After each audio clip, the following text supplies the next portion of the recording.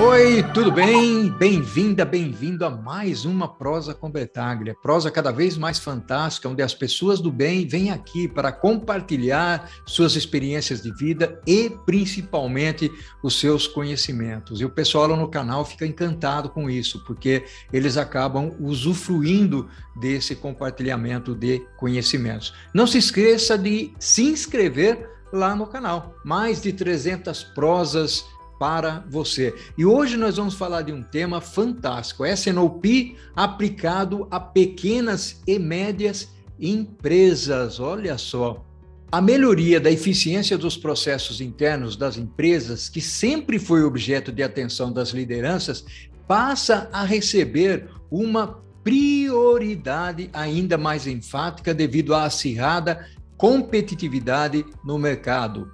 As mudanças de referência quanto às expectativas dos clientes no que toca aos prazos e à redução dos preços de produtos e serviços é algo muito comum e é o que está acontecendo atualmente em nosso mercado. E sabemos que a integração dos processos de planejamento através do uso do S&OP, que é o planejamento de vendas e operações, é uma das possíveis formas que existem aí para atingir esse objetivo. Contudo, quando abordamos S&OP, a crença é de que tal aplicação ela é verdadeira apenas para as grandes empresas.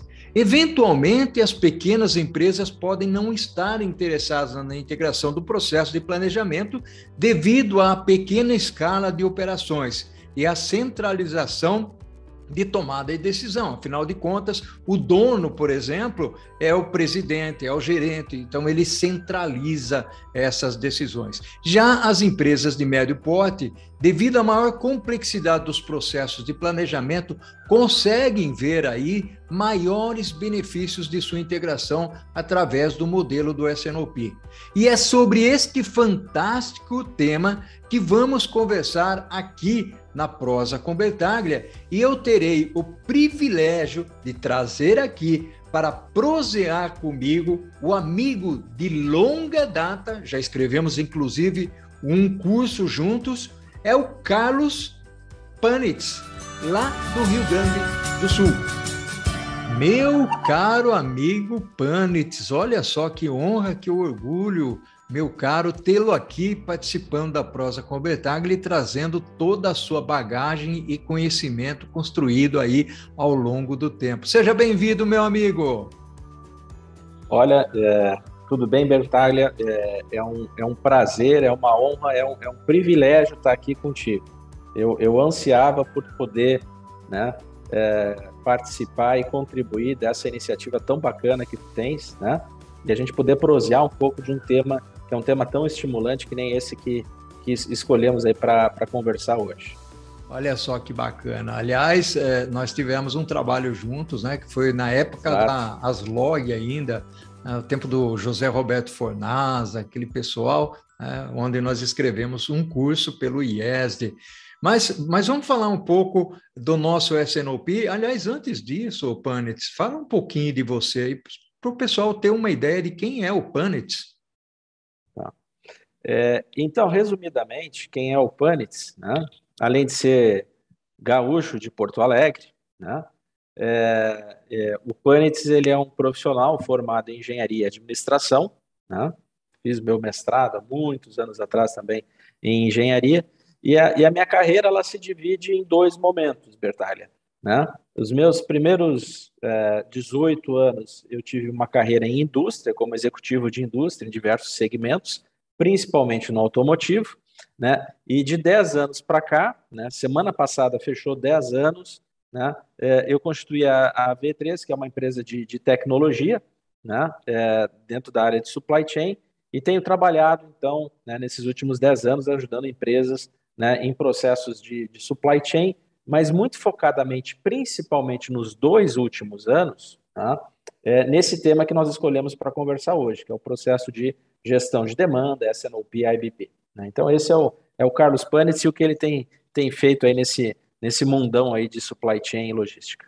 Que maravilha, meu amigo. E já vamos aí contextualizar um pouquinho esse tema de S&OP, é um tema realmente apaixonante, eu gosto muito dele, e aqui na prosa nós já trouxemos vários temas, de certa forma, relacionado aí, o Punnett com o S&OP, mas diferente, logicamente, desse que você está trazendo aqui.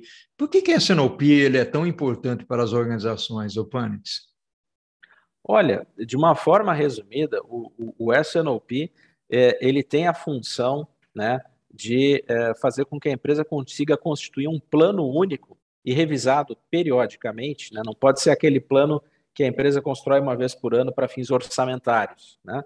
Ele tem que alimentar o processo, né, do planejamento tático, que é aquele planejamento que eu reviso todo mês, né, que embasa, se é uma empresa industrial, o processo de plano de produção, e se é uma empresa comercial, né, um varejo, um atacado, um distribuidor, né, o processo de compras, né, e os industriais, produção e compras. E esse processo ele é importante porque ele é o único momento formal, se a empresa tem esse processo, em que, né, certos dilemas, certos trade-offs, certas implicações, né, de como atender essa demanda vão poder ser trazidos à mesa para se buscar um consenso.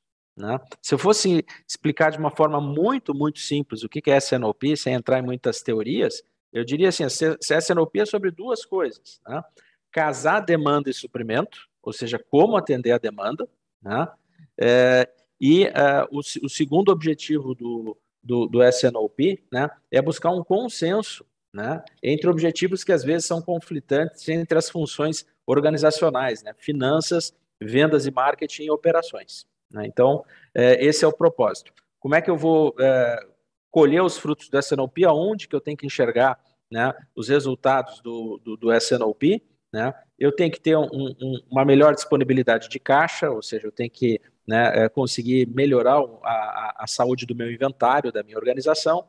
Eu tenho que conseguir tomar decisões que me ajudem a proteger e maximizar o resultado, a margem operacional da empresa, né, e melhorar os meus indicadores de atendimento dos clientes. Olha só que fantástico, você trouxe temos aí elementos fundamentais nesse processo todo, e eu gostei muito de uma palavrinha que você usou, consenso. Consenso é algo muito difícil de se obter, porque exige muita disciplina, integração entre as áreas. Você falou de marketing, vendas, planejamento, né? Tem muita gente que está envolvida nesse processo todo, no contexto de supply chain. No final das contas, o grande objetivo é atender bem o cliente à luz de uma receita e de uma lucratividade. Né? Isso é muito importante. E aí, o Punnett, quando você fala desse contexto todo, você fala do consenso e um pouco restabelecendo uma conexão com essa parte da disciplina, eu fiz algumas implementações de S&OP sem usar tecnologia, nós vamos depois explorar a parte de tecnologia também, tá, o Punnett? Uhum. Eu sei que você conhece muito bem essa área, inclusive atua nisso. Mas eu estava implementando o conceito e os principais obstáculos e barreiras que eu acabei encontrando ao longo do caminho, o Punnett, foi exatamente a disciplina da reunião, a disciplina da coleta de dados, a disponibilidade dos dados mais atualizados para poder fazer com que o processo acontecesse de uma forma eficaz e eficiente. Eu queria que você falasse um pouquinho sobre essa parte da disciplina e da integração e, eventualmente, até da acurácia dos dados, o Punnett. Eu tenho que te dizer que, assim, naquela minha primeira fase da minha carreira, né, como executivo, eu sempre toquei o processo de S&OP nas empresas que eu trabalhei e era sempre tudo manual, um monte de planilhas, né? Tanto que nos primeiros modelos conceituais de S&OP que surgiram lá no final dos anos 80, né, lá com aquela consultoria Oliver White, né, que é uma referência até hoje no tema, a primeira etapa de S&OP se dizia que era a coleta de dados, né? Porque tu tem que compilar dados da área de vendas, previsões de vendas, pedidos em carteira, né? Depende do tipo de empresa, né? Essa informação está mais fácil ou mais difícil. Tu tem que conciliar essa informação já com um planejamento de recursos que tu tem e o que tu quer ajustar nesse planejamento de recursos, né? E se tu quiser ir um pouquinho mais adiante, tentar ver as implicações, né, dessa conciliação entre demanda e planejamento de recursos sob o ponto de vista financeiro, ou seja, o que isso vai gerar em termos de receita, margem de contribuição, tu vai ter algum custo extraordinário para atender um pico sazonal, vou ter que fazer um frete aéreo, né, alguma coisa que possa, né, impactar depois no resultado da empresa. E fazer isso na mão é trabalhoso, né, e como tu falaste, cada um traz a sua informação, tem a sua versão de planilha, às vezes tem 2 ou 3 números, né, que estão sendo trazidos para a mesa, né, então preparar uma reunião de S&OP no modo manual é trabalhoso, leva tempo, né, consome recurso, e muitas vezes alguém, na reunião, a primeira preocupação vai ser se aquele dado é o dado mais atualizado, se ele é o dado confiável, se é a mesma versão, e isso dispersa um pouco o foco da discussão, né? Então esse é um grande desafio que muitas empresas têm, simplesmente para fazer rodar o processo, né, que é preparar os dados e organizar e montar uma história, né, até chegar no ponto da discussão que tem que ser tratado na reunião. E você já falou em demanda, falou em planejamento, falou em disciplina, falou em consenso, falou em receita, resultados da organização. E aí fica um ponto que eu gostaria de cobrir, ainda no primeiro tópico, o Panis, que é relacionado, a gente sabe que tudo isso passa por uma reunião onde as pessoas buscam, de alguma maneira, debater e ver quais são as faltas ou as sobras, se tem estoque, não tem estoque, se tem recurso, não tem recurso, se tem linha disponível para produzir o que foi planejado ou não, ou seja, se tem algum fornecedor que tem algum problema um pouco mais sério e que vai causar uma ruptura em algum produto ou em alguma produção. Eu queria que você comentasse um pouco essas reuniões de ajustes e depois a reunião de bater o martelo, o Panitz. Tá, perfeito, Bertalha. Como tu falaste ali no início, e essa para mim também é uma palavra-chave sobre o processo de S&OP, né? Esse processo para ser executado dentro de uma organização, e aí não importa se ela é uma grande empresa, né, que fatura bilhões, ou uma empresa de pequeno porte, isso tem que estar presente. Chama-se disciplina, né? Eu até assim faria, né, o dueto método e disciplina, né? Qual é o método, as etapas que tem que fazer parte desse processo e tem que ser executado com muito rigor, né? Normalmente, né, existem, claro, variantes desses modelos, né, mas vou fazer uma menção que pode-se enxergar um processo S&OP com 5 etapas, né? Etapa 1 é gestão de portfólio, principalmente para aquelas empresas que têm uma variedade muito grande de itens, né, tem muita substituição, lançamento, descontinuação de produtos, ciclos de vidas curtos, enfim, né, onde a empresa vai alinhar, né, o seu planejamento ali de gestão de portfólio. O que está sendo planejado para lançar nos próximos meses, né, o que vai ser descontinuado, né, que produtos estão entrando no portfólio, às vezes não é uma discussão geral, às vezes é uma discussão por canal de vendas, né? Depois tu vai para a etapa 2, que é a famosa etapa da revisão de demanda. Ela talvez seja uma das mais assim, conhecidas desse processo, porque quando tu fala Sales and Operations Planning, né, a palavra sales vem forte, né? Então eu vou fazer a revisão da demanda, né, vou fazer um forecast, né? Às vezes quando se fala em tecnologia ligada a S&OP, se lembra muito de software de forecast, né? Porque vai ajudar um pouco essa etapa do processo. Então, essa etapa é a etapa que, né, os cenários de demanda, se tiver mais de um cenário de demanda, vão ser construídos, né? Importante, minha experiência pessoal, né, não é uma verdade, mas aí eu entendo que é interessante que esses cenários de demanda eles sejam construídos dentro do que se chama do conceito de demanda irrestrita. Ou seja, o melhor entendimento que a organização de vendas e marketing tem de qual é a demanda do mercado. Depois tu vai para a etapa 3, que é a etapa de análise de supply, ou planejamento de recursos, que é onde, então, né, vai se discutir como atender aquela demanda e se existe alguma restrição, de que natureza for, né? Inventário, disponibilidade de matéria-prima, disponibilidade de produto acabado, se é uma empresa que fabrica para estoque, restrição de recursos produtivos, né? Tem empresas que analisam até restrição de espaço de armazenagem, CD, né? Cada empresa vai ter, né, aquele recurso que dói mais e que ela tem que dar um pouco de atenção, né? Disponibilidade de caixa e por aí vai. Então, é uma etapa que tu vai fazer essa validação e tentar construir um cenário de como atender essa demanda, para levar uma devolutiva para a etapa 4, que é a etapa de pré-SNOP. A etapa de pré-SNOP é quando junta essas duas coisas, né? O cenário de demanda irrestrita com o meu planejamento de recursos, e ali podem aparecer os famosos trade-offs, ou seja, os conflitos, as situações que eu vou ter que ver como atender. Olha, para atender aquela demanda, né, eu talvez tenha que fazer hora extra, tenho que fazer um frete aéreo, posso terceirizar alguma coisa. Aí, né, a lista é grande, cada empresa também vai ver as possibilidades, mas algumas daquelas opções são mais viáveis do ponto de vista econômico e outras menos viáveis, né? E aí a importância de tu também estar embasando essa discussão em cima de algumas métricas, de alguns dados que tu consiga confrontar. E, né, buscar ali nessa reunião de pré-SNOP já um consenso do time que está fazendo esse trabalho para gerar uma recomendação, então, para a última etapa do processo, que é a famosa reunião executiva, né? E por que ela tem esse nome glamouroso? Talvez eu não conheço a história, mas porque a etapa final é uma reunião de alçada, é uma reunião de aprovação, né? É ali que a empresa está batendo o martelo no consenso de um único número para todo mundo perseguir, né? E também tendo ciência dos riscos associados àquela decisão que está sendo tomada. Olha, né, nós vamos contratar mais gente, vamos colocar mais um turno aqui, porque a demanda vai crescer daqui a 3 meses. Então, né, olha, se nós errarmos nessa previsão e tomamos essa decisão aí de contratação, todo mundo esteja ciente que foi feito um consenso de que era o melhor entendimento do grupo aqui, né, não foi uma decisão isolada do diretor industrial, nem do diretor de vendas, nem, né, ela é uma reunião de consenso, né, e que está todo mundo assinando ali embaixo que é aquilo que vai ser perseguido com o melhor entendimento que se tem, né? E, normalmente, para garantir essa disciplina, né, esse processo ele tem que ser calendarizado.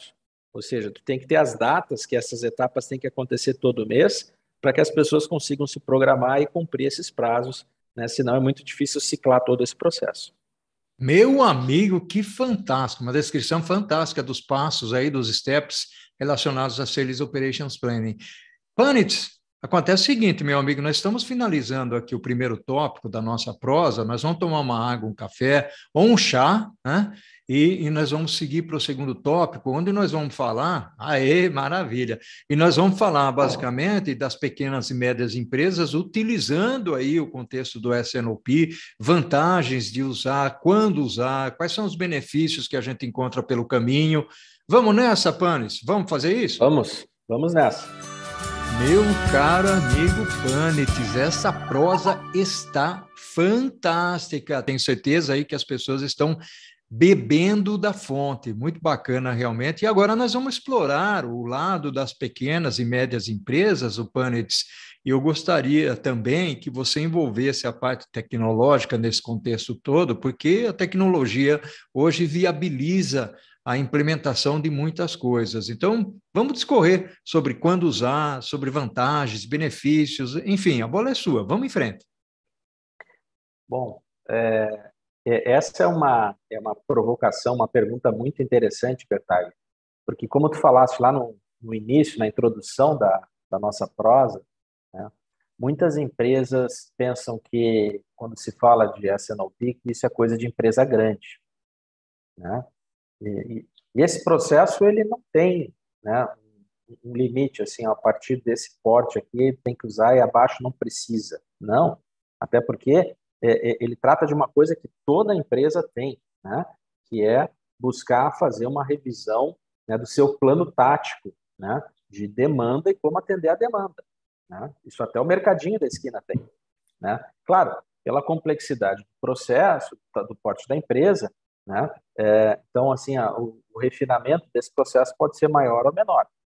O primeiro passo, eu acho que para endereçar isso né, só é possível começar a falar de um processo de SNOP, falar de tecnologia, primeiro se, né, os executivos dessa pequena empresa, eles entendem a necessidade de ter, né, o impacto de não ter, né? Então, né, por exemplo, eu posso fazer um planejamento de demanda, trabalhando lá com uma planilha em Excel, trabalhando com médias de faturamento, para tentar estimar a venda futura, e um estoque de segurança com uma cobertura de estoque, um nível de estoque fixo que vai ficar lá por um tempo. Eu vou ter situações de excesso de estoque, eu vou ter situações de ruptura, né? Às vezes eu não vou conseguir lidar bem com essas variáveis. O que mudou, eu acho que no momento atual, nós estamos agora em 2022, é que para muitos negócios, grandes ou pequenos, os comportamentos de demanda são mais voláteis. Então, esse assunto ele ganha importância justamente por isso, né? Se a minha demanda é estável, perfeitamente estável, né? Meus fornecedores são confiáveis, meus clientes são sempre os mesmos, né? A relevância do processo S&OP ela não é tão grande. Agora, quando eu tenho, né, um ambiente mais dinâmico, ele se torna extremamente importante. Então, o primeiro passo é entender o que é o processo de S&OP dentro do contexto da organização, né? Então, quais são os pontos relevantes para aquela empresa? Olha, nós temos muitos itens, né? Esses itens têm demandas sazonais, né? Tem muitas ações promocionais que a gente faz para estimular a demanda. Pô, então, o processo de revisão de demanda, de planejamento de demanda, ele é um dos pilares fortes para uma empresa dessa, mesmo sendo uma empresa pequena, né? Eu tenho um lead times longo na minha cadeia de suprimentos, eu tenho um gargalo na fábrica, planejamento de recursos, né, ele vai ter também uma relevância muito grande numa empresa que tem essa característica, né? Se ela tem, assim, gargalos que ela tem que prestar atenção e limitações de recursos que custam caro, né, e demoram muito para serem modificados. Então, e aí, então, entendendo quais são, né, as alavancas, né, os vetores que têm que ser mais atentados dentro do conceito de um conceito genérico de S&OP, desenhar o seu processo de S&OP, né, com as etapas e botar a energia necessária em cada uma dessas etapas, né? Bom, feito isso e começando a ciclar esse processo, educar as pessoas, né? Às vezes é interessante ter uma pessoa dentro da organização que ela agenda, né, e vai ser o facilitador da execução dessas etapas. Eu costumo chamar, às vezes, essa figura de orquestrador do processo, né?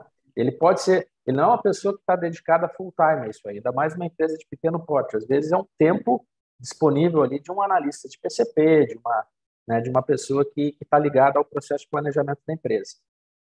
Depois que esse processo estiver ciclando adequadamente, aí dá para começar a pensar em tecnologia, né? E nesse sentido, né, eu chamaria a atenção de duas coisas, né? Primeiro, para algumas demandas pontuais de tecnologia, como assim, não, eu preciso focar nesse primeiro momento é ir um pouco além de uma planilha e ter um processo ali de previsão de demanda um pouquinho mais assertivo, né? Existem, assim, algumas opções assim de usar bibliotecas disponíveis na internet, bibliotecas públicas de algoritmos de forecast, né? A maioria deles são de domínio público, né? E se fazer alguma coisa um pouco além do que trabalhar só com médias, né?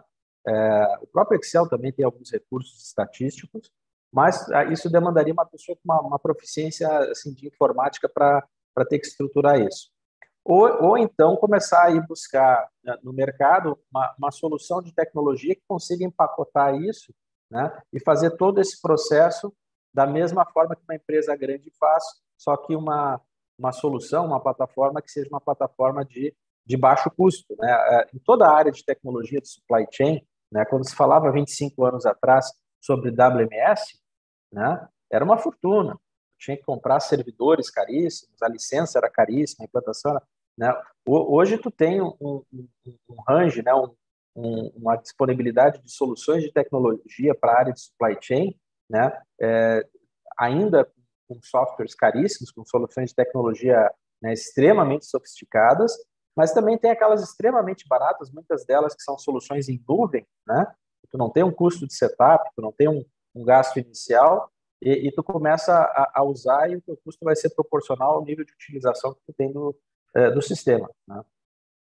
Olha só que bacana, o Panitz, bastante didática a nossa conversa aqui, o tema que você vem trazendo. Aliás, uma perspectiva que você trouxe muito interessante, eu gostei muito, Panitz. Na realidade, primeiro você falou de todo o processo, o entorno de entender o que é o Sales Operations Planning, implementar o Sales Operations Planning como conselho, e depois, a reboque, você vem com a ferramenta para ela, de alguma maneira, suportar tudo isso que você está falando, porque é importante esse ponto que você trouxe, porque quando nós falamos em consenso, em integração, em disciplina, nós estamos conectando várias áreas dentro da organização, e essas áreas, obrigatoriamente, têm as suas interfaces, têm os seus indicadores, têm as suas preocupações e, mais do que isso, os seus conflitos, né? Então, quando nós falamos basicamente em vendas, produção, compras, distribuição, aliás, a gente vamos deixar uma mensagem clara aqui, né, Panetz? Não deixem logística fora desse processo. Eu fiz um trabalho recentemente Jamais. para uma empresa que não era nem médio porte, era de grande porte, né? E a área de logística foi o último a ser convidado, né, ou a ser convidada para participar do processo, porque eu falei, e a logística não vai participar? Ah, então já estava compras, marketing, vendas, né, manufatura, mas a logística não estava lá. Falei, como é que vocês vão entregar? Né? Como é que vocês vão fazer isso? Então, esse ponto é muito interessante. Você falou aí, eu chamo de patrocinador, mas você fala de orquestrador, eu acho que a sua palavra é mais emblemática, né? Mais interessante. Eu gostaria que você se aprofundasse um pouco mais, o Panitz, até falando um pouco de indicadores, se você acha que cabe aí, dentro desse contexto do Sales Operations Planning, antes de pedir para você dar algumas dicas, principalmente para as pequenas, médias e também para as grandes empresas, né, Panitz? Vamos lá? Sim. Esse é um outro ponto super importante que tu trouxe aqui para nós falar, que é a parte de indicadores, né? Porque gerenciar uma cadeia de suprimentos é fazer uma navegação por instrumentos, né? As pessoas estão sentadas no escritório, né? Então a empresa está faturando alguma coisa, né? Tem caminhões chegando, tem pedidos entrando, mas tu vê a saúde desse processo todo, né? Tu não consegue olhar assim, né, no escritório e ver assim, ó, a minha cadeia de suprimentos está bem ou não está. Tu vai ter que olhar os indicadores, né? E aí eu colocaria dois aspectos sobre a questão de indicadores dentro do nosso contexto de S&OP. Primeiro, muitos indicadores que acabam indo para um dashboard, uma reunião de um processo decisório de S&OP, eles não são exclusivos da S&OP. Eles muitas vezes são usados em outros processos de gestão funcional das áreas. Por exemplo, um giro de estoque, um MOTIF, né? Um indicador de entrega, um indicador de cobertura de estoque, um OEE para ver ali a utilização da fábrica, uma necessidade de capital de giro, são indicadores que já existem dentro de certas responsabilidades dentro da organização, dentro dos silos organizacionais, vamos chamar assim, né? O importante é que quando tu vai buscar casar demanda e suprimento, que é o que o S&OP tem que fazer, buscar o consenso, ou seja, fazer o homem de vendas, o homem de operações, o homem financeiro e todo o time ali, buscar achar a decisão que é o melhor da empresa, e muitas vezes pode até comprometer o indicador de uma dessas áreas funcionais. Ó, fulano, tu vai ter que fazer hora extra, mas essa hora extra vai me habilitar ganhar um espaço no mercado, aumentar minha receita em 20%, e no meu DRE, no final do dia, isso é bom para a empresa, mesmo que eu gastei um pouquinho mais e o indicador ali de operações sofreu um pouco, né? Eu vou ter que picar uma entrega, vai aumentar um pouco o custo logístico, né? Por isso que o S&OP é esse exercício de tu olhar juntos os indicadores, né? Assim, colocar eles para tu ver as relações causais. Os indicadores têm que se conversar. Talvez os indicadores que talvez sejam mais tipicamente específicos do processo de S&OP, e às vezes não costuma se ver ele fora desse contexto, são os indicadores que medem justamente uma das variáveis mais difíceis de dominar nesse processo, que é o processo de planejamento de demanda. E aí, então, tu vai ver ali indicadores clássicos ali de erro de planejamento, como o MAPE, né, o Mean Absolute Percentage Error, né, erro médio absoluto percentual. Quanto que eu estou errando entre o que eu planejei e o que eu vendi, né? O viés, que é a direção do erro, né? Se eu estou tendo um viés positivo, eu estou tendo ruptura de estoque, eu estou tendo picadeira de entrega, né? Eu estou tendo back order, pedidos pendentes. Se eu tiver um viés negativo, ou seja, um planejado maior que o realizado, eu estou com excesso de estoque. Se eu tenho um produto que tem shelf life, talvez eu tenha que fazer uma promoção para desovar logo esse estoque. Eu vou ter outros tipos de problemas, né? E também tem algumas variantes desses indicadores, como o viés percentual, a acuracidade de forecast, que é quase que o inverso do MAPE, mas eles vão me dar um norte e normalmente eles têm uma relação causal quando eu cruzo eles com indicadores como OTIF, giro de estoque, OEE, né, que eu consigo ver que quando esse aqui degrada, aquele outro sofre também, quando esse melhora, o outro melhora, e ele me ajuda, às vezes, a equilibrar um pouco mais esse entendimento, né, de como a cadeia como um todo está performando ali para atender a demanda. Então, para sintetizar, resumir ali, né, além dos indicadores que tipicamente a empresa já monitora no seu processo de planejamento tático, né, os indicadores de assertividade e erro de planejamento são extremamente importantes nesse processo de S&OP. Que bacana, fantástico, Panitz, muito legal, contribuição maravilhosa que você trouxe aqui para as pessoas que acompanham o nosso canal. O Panitz, encerrando aqui, que dica você daria para as pessoas que pretendem implementar o S&OP? Hoje também já existe um outro conceito, né, que o pessoal diz que é um pouco mais avançado, que é o IBP, né, o Integrated Business Plan, né? Eu queria que você navegasse um pouquinho, bem rapidinho aí, numa mensagem para os nossos queridos internautas. Bom, sobre talvez algumas dicas assim de próximos passos, né? Olha, assistimos essa prosa aqui, né? A nossa conversa aqui. Quero tentar já começar a instigar ali, a fomentar alguma iniciativa dentro da minha empresa. Se não existe nenhuma base, né? Se a empresa está num estágio assim de cada um faz o seu quadrado ali, né? Cuida do seu processo, né? E a empresa entendeu a importância de integrar esse processo e de ter um processo formal de alinhamento, não é aquela conversa de cafezinho, né? Aqui a gente pode prosear, mas dentro da empresa tem que ter um processo formal, né? Onde é que eu consigo tomar aquelas decisões e tal. Então, educar as pessoas, né? E estruturar o processo, antes de falar em tecnologia, né? Então, você pode buscar uma ajuda externa para fazer isso, né? Ou buscar, às vezes, um profissional que contratou, que já teve essa vivência numa outra organização para ajudar, né? E adaptar, né? Para construir o seu processo de S&OP, né? Entendendo ali alguns dos pontos que a gente já repassou aqui nesse vídeo, nessa nossa prosa ali sobre as etapas, sobre a disciplina, calendarização, métricas, etc. e tal, né? Aí, na sequência, né?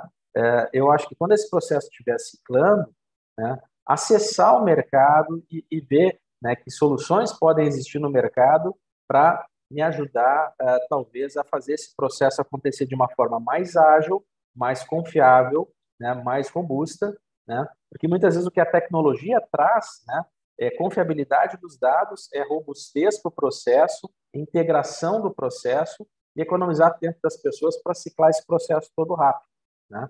Acho que a grande mudança, se a gente falando agora, né, no momento atual de talvez 5, 10 anos atrás, é que hoje existem soluções acessíveis no mercado, né, para também endereçar, né, a questão vamos chamar assim, da digitalização desse processo dentro das empresas, né? Não e tu sair só do trabalho de planilhas, que é possível, mas ele tem todas aqueles desafios, né, de fazer um processo manual. Então, e só uma menção sobre o IBP que tu falaste aí, né? O mundo de tecnologia, o mundo de negócio, o mundo de consultoria, né? Volta e meia surge uma sigla nova na mesa, né? A gente fica às vezes se perguntando, isso aqui é um prato requentado, ou isso aqui é um negócio completamente novo, ou isso aqui é uma melhoria em algo que já existia, mas teve um acréscimo, né? O meu modesto entendimento sobre isso, né, porque a expressão IBP também surgiu da mesma consultoria que cunhou a expressão S&OP, que foi a Oliver White, né? E o que eu destacaria, que talvez seja a principal diferença metodológica do IBP em relação ao S&OP clássico, vamos chamar assim, né, que o IBP ele formaliza, né, a importância da atividade de gestão de portfólio como parte do planejamento tático, né? Ou seja, eu tenho que ciclar essa discussão sobre lançamento, descontinuação, né? E outros aspectos, promoções, etc. e tal, né? Como uma parte integrante e que antecede a revisão da demanda, né? E a outra coisa que o IBP ele reforça muito, lá na etapa 4, a etapa de pré-SNOP, né, a importância, né, de tu conseguir cada vez mais transformar tudo que tu botou no liquidificador desse processo, demanda, capacidade, restrições, transformar isso em dinheiro, ou seja, simulação financeira, né, de receita, margem de contribuição. Esse é o sonho selvagem, né, de muita organização, tentar chegar lá na etapa de pré-SNOP e quase fazer uma simulação de um DRE ou de um cenário de margem lá, né? O IBP, então, ele reforça muito isso. No mundo acadêmico, aí tem muita discussão assim, IBP ou SNOP no grau de maturidade mais alto, aí tem uma diversidade muito grande. Mas eles são nomes e versões metodológicas aí para endereçar o mesmo problema de negócio. E o que tem surgido também, para concluir, né, muito fortemente eu vejo nas empresas, principalmente as empresas que têm que ciclar esse processo muito rápido, empresas que fabricam para estoque e de produtos perecíveis, é a atenção e o foco num subprocesso do SNOP, ou num processo acoplado ao SNOP, que o pessoal chama de SNOE, né, que é o E de execução, Sales and Operations Execution, que nada mais é do que um acompanhamento dos desdobramentos das decisões lá do SNOP no nível de execução, e aí com pontos de verificação, né, mais frequentes, como reuniões semanais para fazer ajustes de mix, e aí também as métricas, os indicadores vão ser aqueles indicadores mais nervosos de acompanhamento, né, se os objetivos que foram traçados no SNOP realmente estão indo na direção apontada ou estão tendo desvios e eu tenho que fazer pequenas correções de rota, né? Então tem esse desdobramento também. Seria isso. Maravilha, meu amigo. Fantástica a nossa prosa aqui, contribuição maravilhosa que você trouxe para as pessoas que acompanham aqui a Prosa com Bertaglia. Panitz, gratidão enorme, um abraço virtual para você, tudo de bom, ao infinito e além, meu amigo.